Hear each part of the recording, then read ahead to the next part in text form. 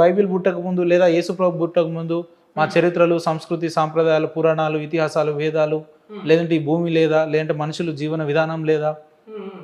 Bible పుట్టి ఎన్నేళ్ళు అయితే? చాలా మంచి క్వశ్చన్ అడిగారు.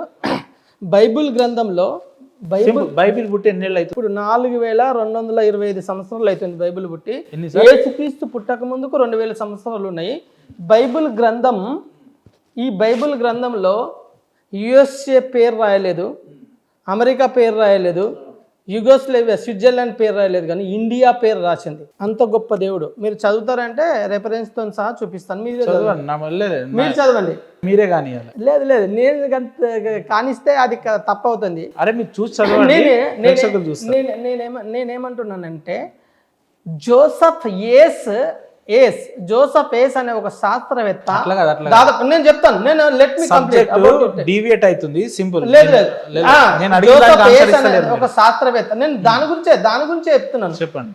కన్క్లూడ్ చేస్తే దాని అదే ఏస్ అనే శాస్త్రవేత్త ఏం చెప్పిందంటే, ఈ మనుషులు ఎలా నుంచి వచ్చాడు? ఈజిప్ట్ నుంచి వచ్చారు.